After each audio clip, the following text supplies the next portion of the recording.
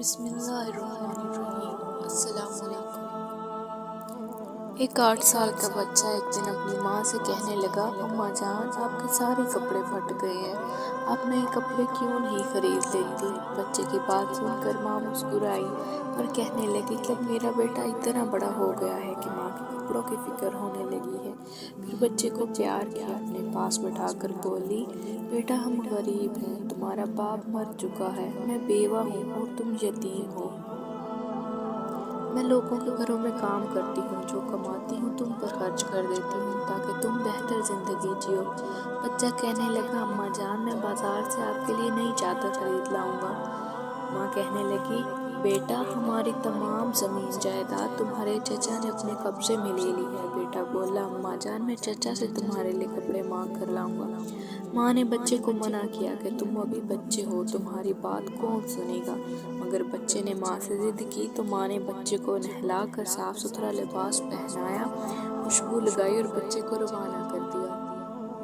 بچہ جب چچا کے گھر پہنچا تو دیکھا چچا اپنے عیاش دوستوں کے ساتھ شراب پی رہا تھا۔ معصوم بچے نے اپنے چچا سے ماں کے لیے لباس مانگا۔ ظالم چچا نے بچے کو بہت مارا اور بچے کا سارا حلیہ ہی بگاڑ دیا۔ ادھر ماں کا دل بے چین ہو گیا۔ بچہ روتا ہوا واپس آ رہا تھا کہ کسی نے پوچھا کہ کیا ہوا؟ تمہارے لباس پر خون لگا ہوا ہے اور تم زخمی ہو، کس نے یہ ظلم کیا؟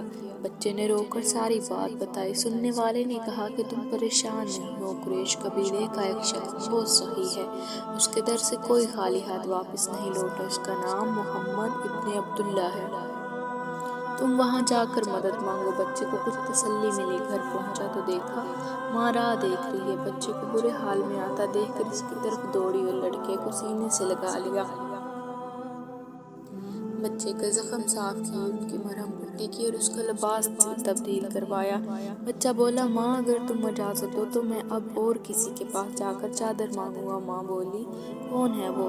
تو بچے نے بتایا کہ وہ محمد صلی اللہ علیہ وآلہ وسلم ہے۔ ماں نے بچے کو ڈانٹا اور بولی، آج کے بعد اس کا نام ہمارے گھر نہیں لیا جائے گا، وہ جادوگر ہے، مجنوں ہے اور شاعر ہے۔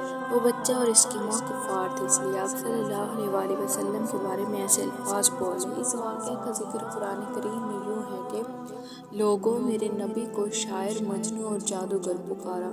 بچہ بولا، ماں مجھے جانے کی اجازت دے دو، میں ان کا پتہ کر کے آیا ہوں، وہ ضرور مدد کریں گے۔ ماں نے اجازت دے دی۔ بچہ محمد صلی اللہ علیہ وآلہ وسلم کی تلاش میں خانہ کعبہ کے اندر چلا گیا۔ وہاں بہت سارے لوگ موجود تھے۔ بچے کو پہلے والا منظر یاد آ گیا۔ بچہ سہم گیا اور کسی سے محمد صلی اللہ علیہ وآلہ وسلم کے متعلق نہ پوچھا کہ وہ کون ہے۔ بچہ خانہ کعبہ کے گرد چکر لگانے لگا اور لوگوں کو دیکھنے لگا۔ بچہ کہتا ہے کہ جیسے ہی میری نظر حضرت محمد صلی اللہ علیہ وآلہ وسلم پر پڑی، میں سمجھ گیا کہ یہی وہ محمد ہے۔ ان کا چہرہ نورانی تھا اور وہ خاموش بیٹھے ہوئے تھے۔ بچہ بولا، محمد صلی اللہ علیہ وآلہ وسلم۔ اس بچے کی آواز سن کر حضرت محمد صلی اللہ علیہ وآلہ وسلم نے بچے کی طرف دیکھا اور اسے اپنے پاس بلایا۔ آپ صلی اللہ علیہ وآلہ وسلم نے فرمایا، بولو کیا بات ہے؟ بچہ بولا، میں یتیم ہوں، میرا باپ فوت ہو گیا ہے اور میرا اس دنیا میں میری ماں کے علاوہ کوئی نہیں ہے۔ میری ماں جو کچھ کماتی ہے مجھ پر خرچ کر دیتی ہے، وہ لوگوں کے گھروں میں کام کر کے مجھے کھانا لا کر دیتی ہے۔ میری ماں کے پاس ایک ہی چادر ہے جو پھٹ گئی ہے۔ میں اپنے چچا کے پاس مدد مانگنے گیا تھا مگر میرے چچا میری مدد نہیں کی، بلکہ مجھے مارا اور دھکے دے کر گھر سے نکال دیا۔ بچے نے روتے ہوئے ساری بات بتائی، جسے سن کر نبی کریم صلی اللہ علیہ وآلہ وسلم بھی رونے لگے اور بچے کو گلے لگا لیا۔ آپ صلی اللہ علیہ وآلہ وسلم نے بچے کو شفقت سے پیار کیا اور فرمایا کہ میں بھی یتیم ہوں، میرے بھی والد اس دنیا میں موجود نہیں ہیں، مجھے اندازہ ہے کہ بغیر باپ کے پرورش پانا کس قدر مشکل ہے۔ پھر آپ صلی اللہ علیہ وآلہ وسلم نے اپنی چادر مبارک اپنے مبارک کندھوں سے اتار کر بچے کو دی اور فرمایا، بیٹا یہ چادر لے جاؤ اور اپنی ماں کو دو، اور اس چادر کے علاوہ بھی اگر کسی چیز کی ضرورت ہو تو مجھے بتانا۔ بچہ چادر لے کر گھر آیا اور اپنی ماں کو چادر دی۔ اس واقعہ کے بعد وہ بچہ اور اس کی ماں ایمان لے آئے اور مسلمان ہو گئے۔ اس واقعہ سے ہمیں ماں اور بیٹے کی محبت کے ساتھ نبی کریم صلی اللہ علیہ وآلہ وسلم کے صلح رحمی کی بھی مثال ملتی ہے۔ نبی کریم صلی اللہ علیہ وآلہ وسلم نے ہمیشہ ضرورت مندوں کی مدد کی۔ آپ صلی اللہ علیہ وآلہ وسلم ہمیشہ رحم دلی کا مظاہرہ کرتے۔